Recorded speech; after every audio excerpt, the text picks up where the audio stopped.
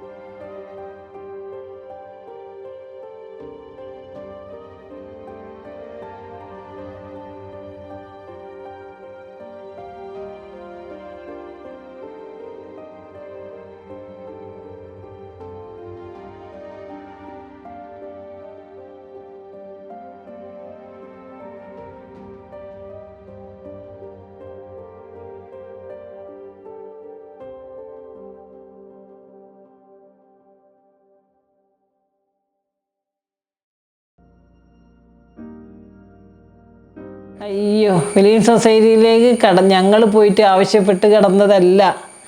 ഞങ്ങൾ സാംസ്കാരിക നിലയത്തിൽ ഞങ്ങൾ ഈ ശിങ്കാരിമേളം പഠിപ്പിക്കുന്ന സ്ഥലത്ത് ഞങ്ങളെ പെൺകൂട്ടിലെ കുറച്ച് സ്ത്രീകൾക്ക് പഠിക്കാമെന്നായി. അത് കുറേ തൊഴിലാളികൾ കട പൂട്ടി പിരിച്ചു വിട്ടിട്ടുണ്ട്. അപ്പോൾ അവരിനി എന്ത് നോക്കുമ്പം അവർക്ക് സ്വയം ഒരു വരുമാനം, സ്വയം ഒരു സംരംഭം എന്നുള്ള രീതിയിലാണ് അവരത് കണ്ടത്. ശിങ്കാരിമേളം അത് നല്ല പൈസ കിട്ടുത്രേ. സീസണിലൊക്കെ പല സ്ഥലത്തും കട ഉദ്ഘാടനവും അതും ഇതൊക്കെ എന്നൊക്കെ പറഞ്ഞ് വിളിച്ചാൽ ഒരാൾക്ക് 1 മണിക്കൂറോ അരമണിക്കൂറോ മുട്ടിയാൽ നല്ല പൈസ കിട്ടുമെന്ന്. അപ്പോൾ ആർക്കൊരു വരുമാനമാക്കാമെന്ന് വിചാരിച്ചിട്ട് ഇതുങ്ങൾ പഠിക്കാൻ അവിടെ പോയതാണ്. അപ്പോൾ ഞാനും പോകും, ഇവരവിടെ ഉണ്ടല്ലോ, ഇവരെ കാണാൻ ഞാനും പോകും.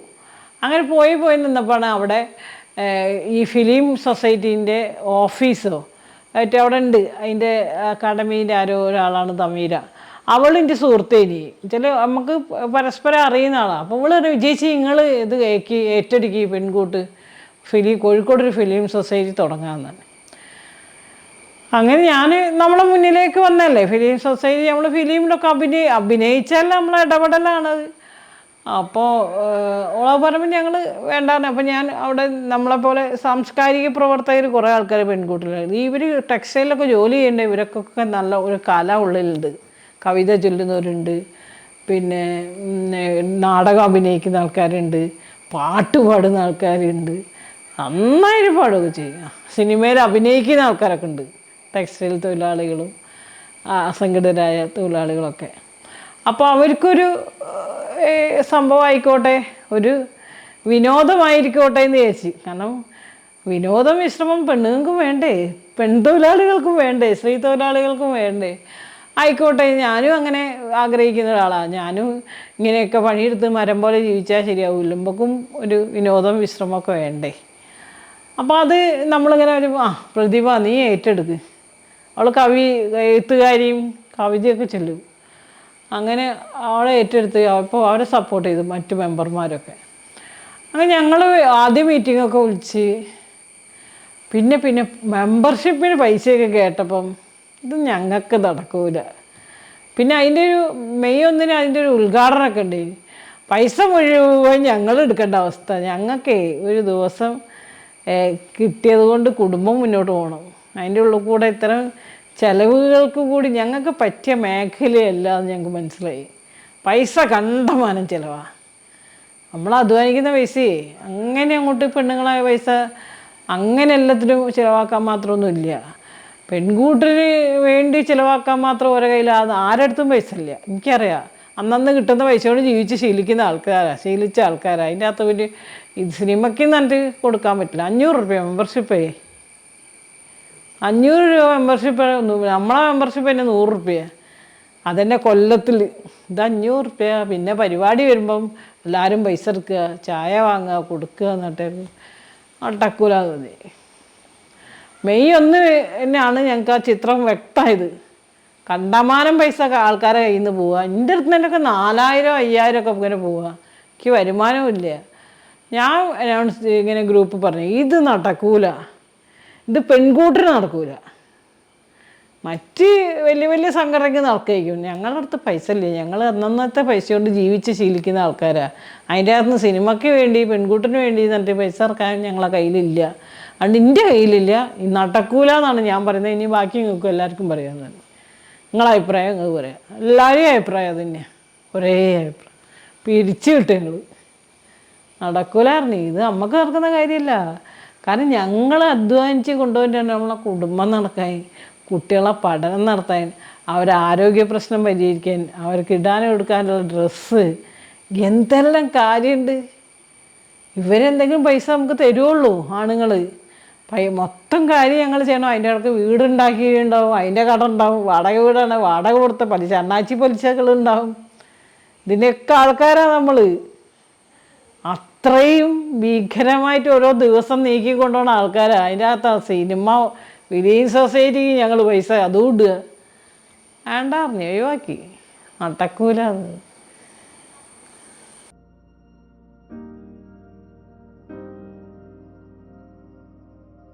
അത് കുഞ്ഞിലല്ലേ, കുഞ്ഞിലല്ല. അഖിലേനി. ഞാൻ അറിയുമ്പോൾ ഓള് അഖിലയാണ്. ഓള് ഞങ്ങളെ തൊണ്ടയുടെ ഇനി.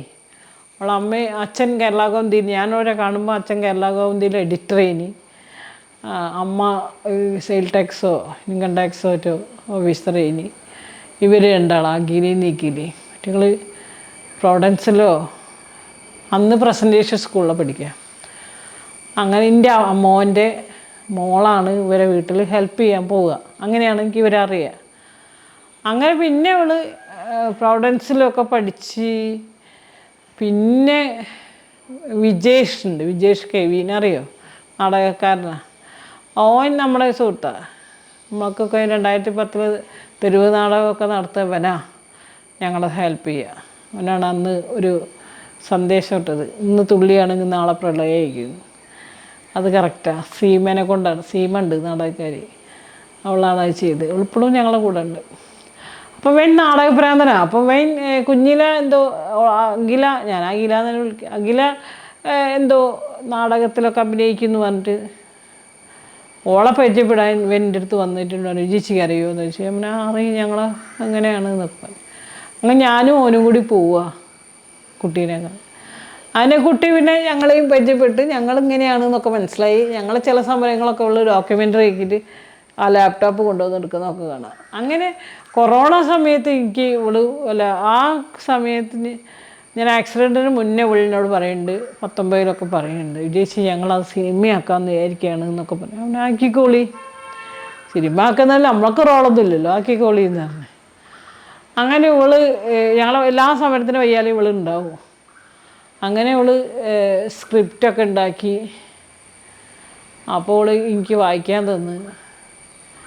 പിന്നെ ആ കൊറോണ സമയത്താണ് വരുന്നത്. അപ്പോൾ എന്നോട് വിജയിച്ച് വിജയിച്ച് എന്നാണ് വിളിക്കുക, അഭിനയിക്കണം എന്ന് പറഞ്ഞു. ഞാൻ പറഞ്ഞു, എനിക്ക് അഭിനയിക്കാമെന്ന് അറിയില്ല, നമുക്കിങ്ങനെ മനുഷ്യനായിട്ട് ഇടപെട്ട് ശീലമുള്ളൂ, അഭിനയമൊന്നുമില്ല എന്ന്. വിജയിച്ച് അത് സമരമായി കണ്ടുകൊണ്ട് തന്നെ ആ രീതിയിൽ തന്നെ പറഞ്ഞാൽ മതി, നമുക്ക് സമൂഹത്തിൽ ആ സമരം സമൂഹത്തിന് ബോധ്യപ്പെടുത്തുക എന്നുള്ളതാണ് എന്നൊക്കെ പറഞ്ഞു. ഞാൻ ഒരു സമരമുഖത്ത് ഞാൻ എന്താണോ അത് ഞാനാവാം, അല്ലാതെ എനിക്ക് അഭിനയിക്കാനൊന്നും പറ്റില്ല. അങ്ങനെ എനിക്ക് കൊറോണ വന്നപ്പോൾ ഞാൻ പറഞ്ഞു, അയ്യോ എനിക്ക് ചേച്ചിക്ക് ആവില്ല, ഈ എൻ്റെ പേരുപയോഗിച്ചോ അതൊന്നും എനിക്ക് വിഷയമല്ല, ചേച്ചിക്ക് ആവൂല. അപ്പോഴത്തെ ഒരു സെറ്റ് ഇവിടെ എത്തിന്. എൻ്റെ ഇവിടെ ഒരു ഹോസ്റ്റലിൽ വില്ലയിലിട്ട് താമസിക്കുക. അന്നേരം ഇങ്ങനെ അതിൻ്റെ വല്ലാത്ത അവസ്ഥയ്ക്ക് ഇങ്ങനെ ഫോൺ ചെയ്ത് പറയും. പിന്നെ ഇവിടെ അങ്ങോട്ട് വരും. ഇവരിവിടെ വന്ന് നിൽക്കുകയാണ്, വിശേഷിച്ച് എന്നെ വേണം എന്നൊക്കെ പറഞ്ഞു. ഞാൻ പിന്നെ സ്ക്രിപ്റ്റ് കൊണ്ടാണ്, ഞാൻ നോക്കട്ടെ എന്ന്. അങ്ങനെ ഞാൻ നോക്കിയപ്പോൾ അതിൽ വിജയിച്ചി എന്നൊക്കെ എഴുതിച്ച്. ഞാൻ വിജിച്ചേച്ചിയല്ല, വിജയിച്ചിയാണ്. എല്ലാവരും വിജയിച്ചി തന്നെ വിളിക്കൽ. അതാണ് ഉദ്ദേശിച്ചാൽ വിജയിച്ചിയാക്കണം. പിന്നെ ജയലക്ഷ്മിയിലെ ഈ ഇഷ്യൂ ഒക്കെ ഇല്ലേ, അതൊക്കെ ജയലക്ഷ്മി തന്നെയാണ് എഴുതിച്ച്. ഒക്കൊന്നും പേടിക്കാമല്ലോ. ഞാൻ പറഞ്ഞ് ഇതൊക്കെ കേസ് കൊടുക്കും, പിന്നെ അതിൻ്റെ വയ്യാലെ നടക്കാൻ എന്നെ കൊണ്ടാവില്ല. അതുകൊണ്ട് ജയലക്ഷ്മി വെട്ടിയിട്ട് വിജയലക്ഷ്മി എന്നിട്ട് ആക്കണം. പിന്നെ കോയിൻകോ എന്ന് വെട്ടിയത് സാംകോ ആക്കണം. ഞാൻ പറഞ്ഞു കൊടുത്തതാ. അതൊക്കെ മാറ്റിയില്ലെങ്കിൽ നമ്മളെ പേരിലെ കേസ് വരിക. ഓളെ പേരിലും ഉണ്ടാവും, പക്ഷെ നമ്മളും കയറി ഇറങ്ങണം. നമ്മളല്ലേ ഇവിടെ ഡേ ടു ഡേ ഉണ്ടാവുക. അങ്ങനെ കുറേ കാര്യങ്ങളൊക്കെ മാറ്റി. ജിയോ ബേബിയൊക്കെ പിന്നെയാണ് വന്നത്. അയ്യോ, സിനിമാ മേഖല എന്ന് പറഞ്ഞാൽ നമുക്ക് തീരെ അഡ്ജസ്റ്റ് ചെയ്യാൻ പറ്റില്ല. അയ്യോ, ഞങ്ങൾ സമരം ചെയ്യേണ്ടി വന്നിട്ടുണ്ട്. ഷൂട്ട് നിർത്തിയൊക്കെ ഉണ്ടിരുന്നുണ്ട്. അതെന്താ വെച്ചാൽ നമ്മളെ കൂടെയുള്ള മെമ്പർമാരാണ് 90% ഈ സിനിമയിലുള്ളത്. അങ്ങനെ ഇവർ ഓരോ ദിവസം കൊണ്ട് പറയുക ഇന്ന ആൾ വേണം. അങ്ങനെ ഞങ്ങളെ ഒരു മെമ്പർ വന്ന് 500 രൂപ കൊടുക്കും എന്നൊക്കെ അവർ പറഞ്ഞ്. അങ്ങനെ ഇവർ വന്ന് ഞാൻ അന്ന് ഇങ്ങനെ വയ്യാണ്ട് നിൽക്കുന്ന സമയമാണ്. അപ്പോൾ എനിക്ക് അങ്ങനെ എല്ലാവരും എത്തിയപ്പോഴെങ്കിൽ നമ്മളെ ആൾക്കാർ അന്തസ്സും അഭിമാനത്തെ ജോലി ചെയ്യണം എന്നൊരു ആഗ്രഹം എൻ്റെ ഉള്ളിലുണ്ട്. നമ്മളാൾക്കാരെങ്കിലും, എല്ലാവരും ആഗ്രഹിക്കുക എന്നല്ലാതെ നമ്മളാൾക്കാരെങ്കിലും അന്തസ്സും അഭിമാനത്തെ ജോലി ചെയ്യാൻ പറ്റുന്ന സാഹചര്യം ഉണ്ടാവണം. അങ്ങനെ ഞാനിവർ ഭക്ഷണം കഴിച്ചതെന്നൊക്കെ വന്ന് നോക്കുമ്പോണ്ട് നമ്മളെ കൂടെയുള്ള ഒരാൾ കോണിക്കൂട്ടിലിരുന്നിട്ട് ചോറ് നിന്ന് റോഡുമിൽ. ഇതിൽ കോടതീൻ്റെ അടുത്താ, മദ്യങ്കാടി ഒക്കെയാണ്. ഞാൻ നോക്കുമ്പോൾ ഇവരിങ്ങനെ ഒരു വിഷമമുണ്ട്, ഒരു മുഖം കണ്ടാൽ എനിക്കറിയാം. അപ്പോൾ ഞാൻ പറഞ്ഞു, ഇതെന്താ നിങ്ങൾക്ക് ഇങ്ങനെ ഭക്ഷണം തന്നത്, ഇതാരാ നിങ്ങൾക്ക് ഇങ്ങനെ തന്നതെന്ന് ചോദിച്ചു. വിഷയമാക്കി ഞാൻ. അന്നേരം ഓരിനോട് പറയാം, ഇത് സിനിമാ മേഖല അങ്ങനെയാണ്. ഞാൻ പറഞ്ഞു, ഞങ്ങൾക്ക് നിങ്ങളെ സിനിമാ മേഖല വേണ്ട. നിങ്ങളോട് ഞങ്ങൾ പറഞ്ഞോ ഇത് സിനിമയൊക്കെ? ഞങ്ങൾ പറഞ്ഞിട്ടല്ലല്ലോ. അതുകൊണ്ട് ഞങ്ങൾക്ക് ഇങ്ങനെ പിന്നെ എന്താ പറയുക വൃത്തികെട്ട രീതിയിൽ ഭക്ഷണം കഴിക്കാനൊന്നും പറ്റില്ല. ഞങ്ങളുണ്ടാവില്ല, ഇനി ഞങ്ങളില്ല എന്ന് ഞങ്ങൾ പോന്നു. വന്ന പെണ്ണുങ്ങൾക്ക് കൂലി പോലും കൊടുത്തില്ല. 500 രൂപ കൊടുക്കുന്ന പറഞ്ഞിട്ട് ബസ് ഫെയർ വരെ അവിടുന്ന് തൊട്ട വീടിന് പൈസ വാങ്ങിയിട്ടാണ് വരുന്നത്. അങ്ങനെ അത് ഞാൻ വിളിച്ച് പറഞ്ഞിട്ടാണ് പൈസ കൊടുപ്പിച്ചത്. പിറ്റേ ദിവസമൊറ്റേ കൊടുത്തത്. അങ്ങനെ പോയില്ല ഞങ്ങൾ. അവസാനം ഇവിടെ വരിക. ഇവിടെ ഞാൻ പറഞ്ഞു, ഞങ്ങൾക്ക് ഇതൊന്നും പറ്റില്ല. ഞങ്ങൾ അന്തസ്സും അഭിമാനത്തെ ജോലി ചെയ്യാൻ ഉള്ള സാഹചര്യം ഉണ്ടാക്കണം എന്ന് പറഞ്ഞ് ഇവിടെ മുറവിളിക്ക് കൂട്ടിക്കൊണ്ടിരിക്കുകയാണ്. എന്നിട്ട് ഞങ്ങളെ കൊണ്ട് ഇങ്ങനെ ചെയ്യിക്കുക. നടക്കൂല പറഞ്ഞു. ഇതാണ് പരിപാടി, നടക്കൂല. ഞങ്ങൾ ഷൂട്ടിന് വരണമെങ്കിൽ ഞങ്ങൾക്ക് ഭക്ഷണം, ബാത്റൂം സൗകര്യം ഒക്കെ ഉണ്ടായിരിക്കണം, അല്ല ഞങ്ങൾ വരില്ല. അങ്ങനെ ഒരു ആര്യഭവൻ സംവിധാനമാക്കി. അവിടെ നിന്നാണ് പിന്നെ ഭക്ഷണമൊക്കെ, അവിടെയാണ് ടോയ്ലറ്റൊക്കെ. ശേഷം ഞങ്ങൾ പോയത്. അപ്പോൾ സിനിമ ഒരിടത്ത് പലതിലും ഞങ്ങൾ കൂടി ഇടപെട്ടിട്ടാണ്. വിജയിച്ചി എന്നൊന്നും ഇനി ആരും വിളിച്ചിട്ടില്ല, വിജയിച്ചി എന്നാണ് വിളിക്കുന്നത്. അതൊക്കെ മാറ്റി കുറച്ച് മാറ്റങ്ങൾ നമുക്ക് അഭിപ്രായ വ്യത്യാസങ്ങളൊക്കെ നമ്മൾ പറഞ്ഞും കൊണ്ടാണ് അവളത് ചേഞ്ച് ചെയ്യാൻ തയ്യാറായി കൊണ്ടാണ് അത് ചെയ്തത്. അത് സിനിമയിൽ വന്ന് അതായിരുന്നു അത് കഥ കറക്റ്റാണ്, സംഭവിച്ചതാണ്, നടന്നുകൊണ്ടിരിക്കുന്ന കാര്യമായിരുന്നു. അതൊക്കെ അറിയുകയും ചെയ്യാം. ഓള് ഞങ്ങളെ കൂടെ തന്നെ ഉണ്ടല്ലോ. ലാപ്ടോപ്പ് ആയിട്ട് ഇങ്ങനെ വരും വയ്യാലെ. ഓള് എന്തൊക്കെ ഷോർട്ട് ഫിലിമിന് ഏറ്റവും ഉണ്ടാക്കാനുള്ള പരിപാടി ചെയ്യുന്നുണ്ട്, ഡോക്യുമെൻ്ററി ഉണ്ടാക്കാനുള്ള പരിപാടി ചെയ്യുന്നുണ്ട്. അതിങ്ങനെ സിനിമയായി ജിയോ ബേബി അങ്ങനെ പറഞ്ഞപ്പോൾ ഓള് സിനിമ ആക്കിയാണ്. കുഴപ്പമൊന്നുമില്ല, സിനിമ ആക്കിയതിന് കുഴപ്പമൊന്നുമില്ല. പക്ഷേ മേഖല ശരിയല്ല എന്നുള്ളത് അതിൽ കൂടെ ഞങ്ങൾക്കും മനസ്സിലായിട്ടുണ്ട്. പിന്നെ സിനിമാ മേഖല ഇങ്ങനെയാണെന്ന് പറഞ്ഞു കഴിഞ്ഞാൽ പിന്നെ അങ്ങനെയാവുക. നമ്മൾ പിന്നെ ആ മേഖലക്കാരല്ല, അതുകൊണ്ട് ഞങ്ങൾക്ക് അത് ഫൈറ്റ് ചെയ്യേണ്ട ആവശ്യമില്ല. ഞങ്ങളുടെ മേഖല വൃത്തിയാക്കണം, അത്രയേ ഉള്ളൂ. ഞങ്ങൾ ആ ഒരു ദിവസം ആ മേഖലയിലുണ്ടെങ്കിൽ നമുക്കവിടെ അന്തസ്സും അഭിമാനത്തിൽ ചെയ്യാൻ പറ്റണം. അത് ഞങ്ങൾ നേടിയെടുത്തിട്ടുണ്ട്.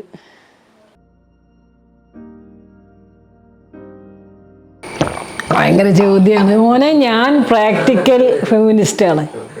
ഞാൻ ജീവിക്കാൻ വേണ്ടിയിട്ട്, ഞാൻ പെണ്ണായതുകൊണ്ട് എനിക്ക് ഒരുപാട് തടസ്സമുണ്ട്. അതൊക്കെ വെട്ടിമാറ്റാൻ ഞാൻ എൻ്റെ ഫെമിനിസം എടുത്തതാണ്. തിയറിറ്റിക്കലി ഫെമിനിസത്തെക്കുറിച്ച് എനിക്ക് ഇങ്ങനെ ഒന്നും അറിയൂല. പിന്നെ സമ്മേളന സമയത്തൊക്കെ ഞാനും ഉണ്ടായിരുന്നു.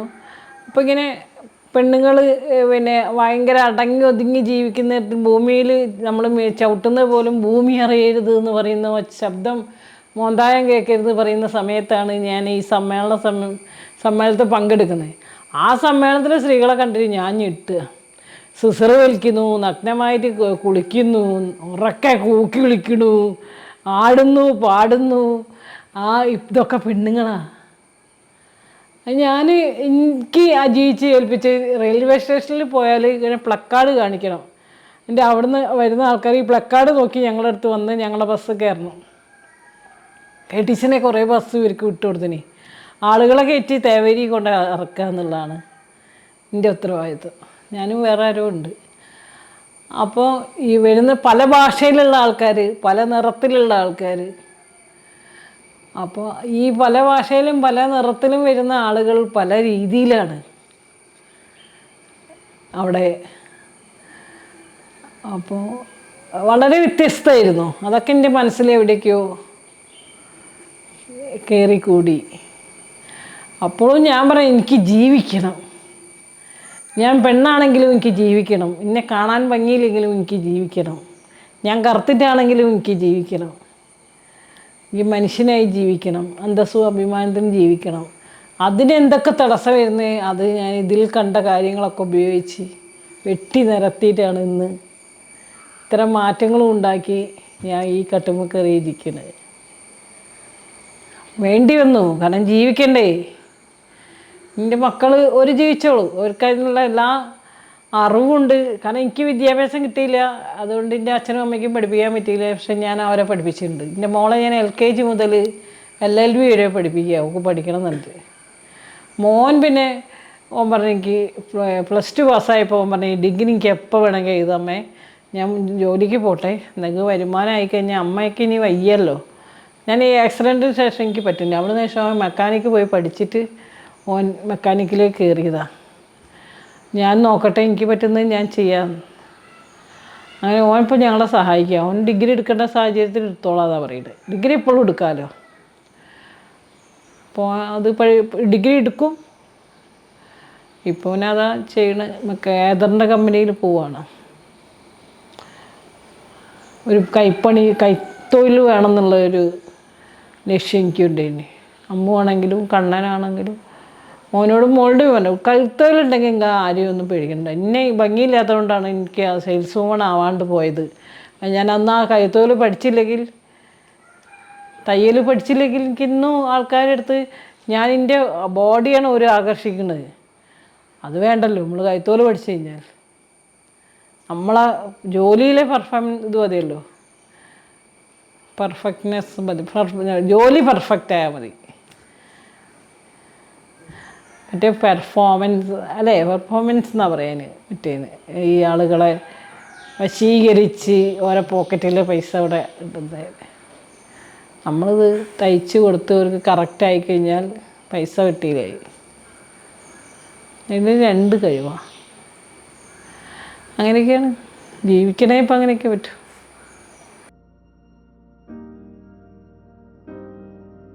അതെ, ഞാനടി ഞെട്ടിക്കുന്നല്ലേ.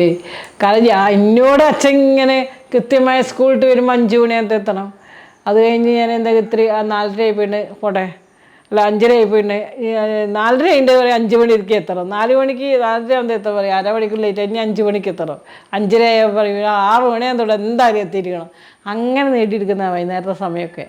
അങ്ങനെ സമ്മേളനവും കാര്യങ്ങളും മീറ്റിങ്ങൊക്കെ ഉണ്ടാകുമ്പോൾ അജീഷിനോട് എത്ത് വാങ്ങിയിട്ട് അച്ഛന് കൊടുക്കണം. എന്നിട്ട് അച്ഛൻ സമ്മതിച്ചെങ്കിലേ അജീഷിനെപ്പം എനിക്ക് പോകാൻ പറ്റുള്ളൂ. അങ്ങനെയൊക്കെ ആയിരുന്നു. അങ്ങനെയാണ് ഈ ദേശീയ സമ്മേളനം വരുമ്പോൾ അങ്ങനെ ജീവിച്ച ഞാൻ പോയിട്ട് കാണുന്ന ഭയങ്കര തുറവിയല്ലേ. കൂക്കിയിടൊക്കെ ചെയ്യും പെണ്ണുങ്ങൾ. നമ്മൾ മോന്തായം കേൾക്കാൻ പാടില്ല, വർത്തമാനം പറഞ്ഞാൽ പോലും. എന്നതിന് പകരം അവിടെ പെണ്ണുങ്ങൾ കൂന്നൊക്കെ പറഞ്ഞാൽ ഉറക്ക കൂവുക. ഞങ്ങളിവിടെ കലിയനാണ് ഒന്ന് കൂവുക. നിങ്ങൾക്ക് ഉണ്ടോ കലിയൻ? കർക്കിടകത്തിലൊരു കലിയുണ്ട് ഇവിടെ. കലിയ കൂന്നൊക്കെ പറഞ്ഞ് ഞങ്ങൾ പോവും.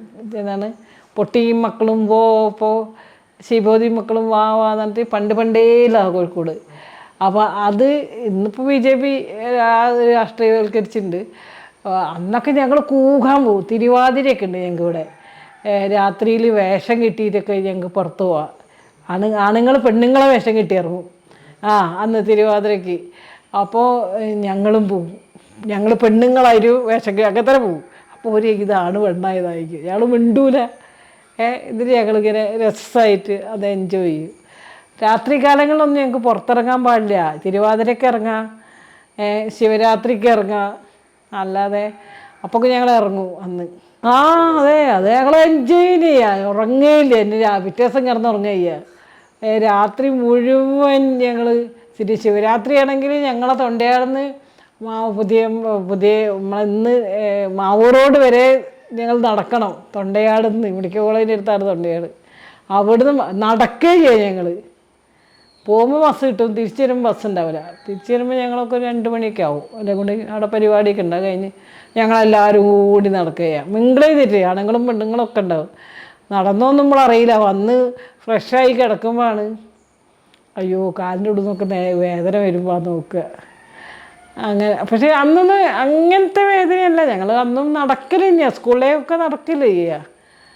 എന്നാലും രാത്രിയിൽ നടന്നതിൻ്റെ ഒരു ക്ഷീണമൊക്കെ ഉണ്ടാകും. എൻജോയ് ചെയ്ത് രാത്രിയൊന്നും ഞങ്ങൾക്ക് കിട്ടില്ലല്ലോ. കിട്ടില്ലേ.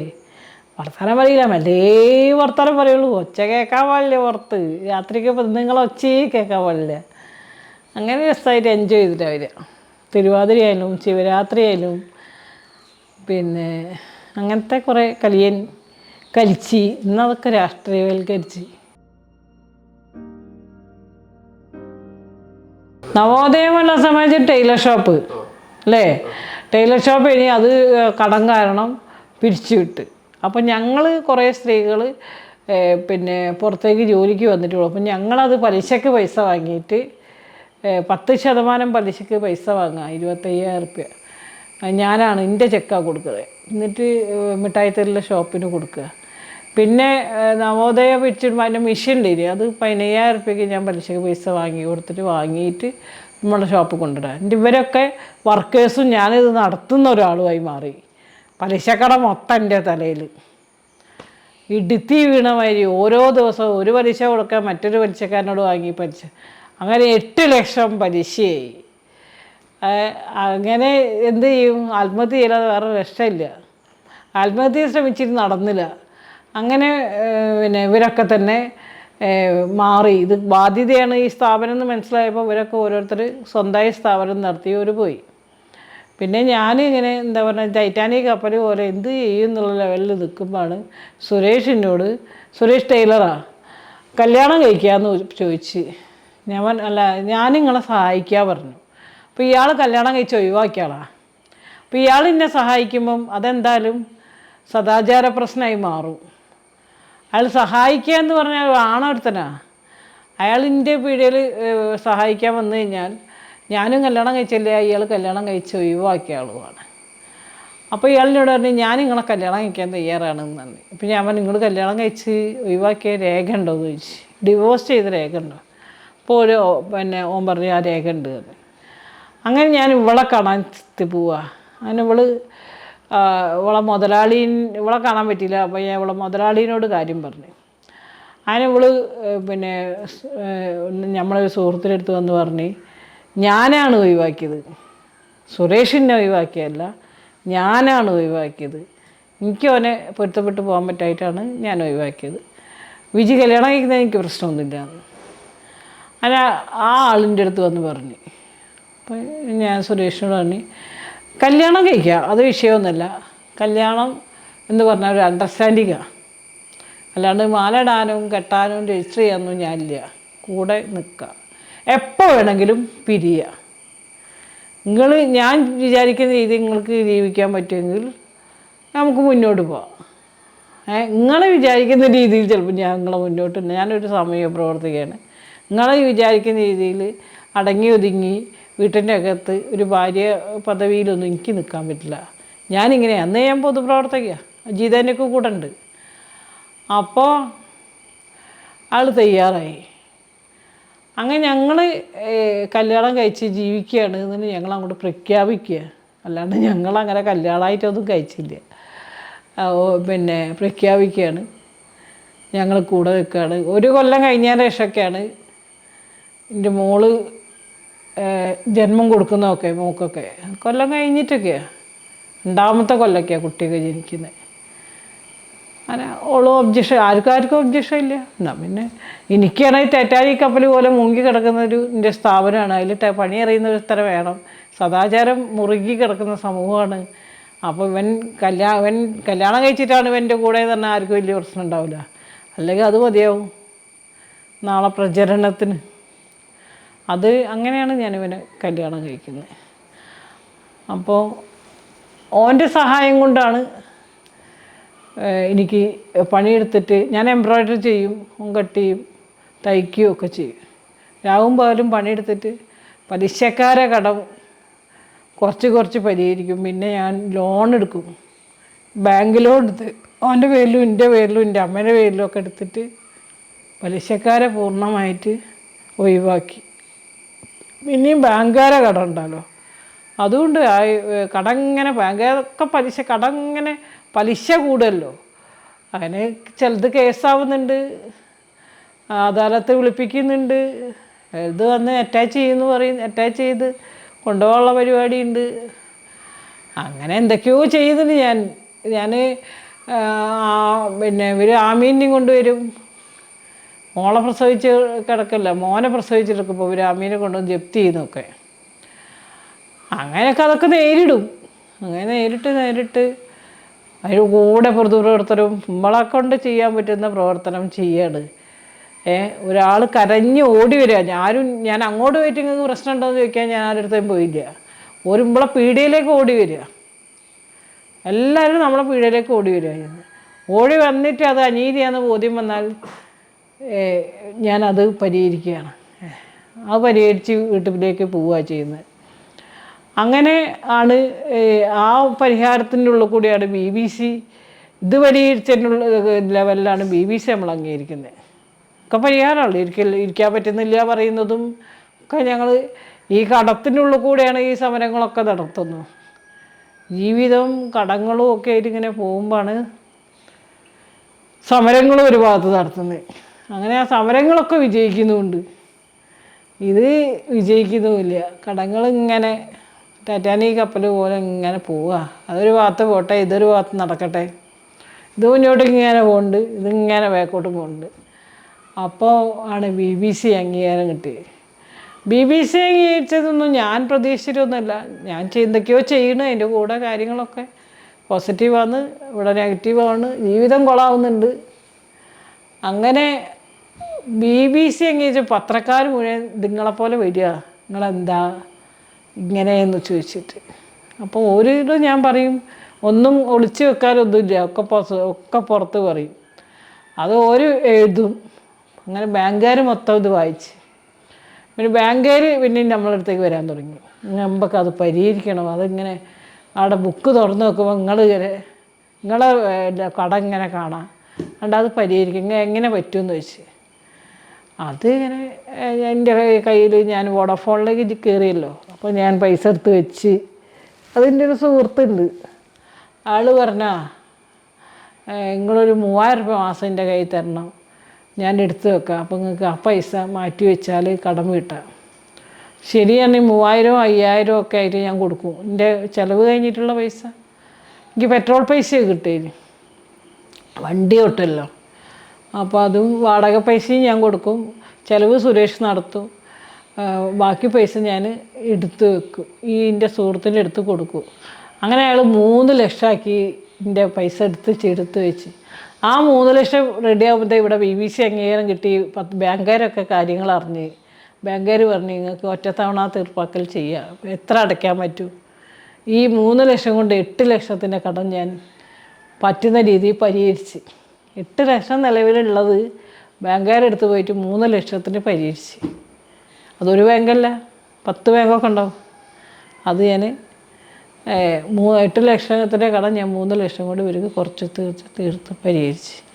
എനിക്ക് ജീവിച്ചിരിക്കുന്നിടത്തോളം കാലം എനിക്ക് ബാങ്ക് ലോൺ എടുക്കാൻ പറ്റില്ല. ഞാനൊക്കെ സിബിലാണ്, അപ്പോൾ ഓരത് പറഞ്ഞു എന്നോട്, ഇനി നിങ്ങൾക്ക് ലോൺ എടുക്കാം. ഞാൻ ഇനി വേണ്ട, ലോൺ എടുത്തിട്ടല്ലേ ഞാനിങ്ങനെ ആയത്. അതുകൊണ്ട് എനിക്ക് സിബിലായിക്കോട്ടെ, അതിനൊന്നും എനിക്ക് പ്രശ്നമില്ല, എനിക്ക് ലോൺ വേണ്ട, ഇനി ഞാൻ ഇതേപോലെ ആവാൻ ഞാൻ ശ്രമിക്കുന്നില്ല എന്ന് പറഞ്ഞ് അങ്ങനെ രണ്ടും പരിഹരിച്ചു. ഒരു 5 പൈസ ലോണില്ല. ഇനി ഞാൻ ലോണ് പോയി ചോദിച്ചാൽ ഒരു തരുവുമില്ല. വേണ്ടാന്ന് തന്നെ കേട്ടോ. നമുക്ക് ഇനിയും നമ്മൾ തെറ്റുകൾ ആവർത്തിക്കരുതല്ലോ, എടുത്താൽ കൊടുക്കാൻ പറ്റണ്ടേ. അങ്ങനെ ഒക്കെയാണ് കഥകൾ.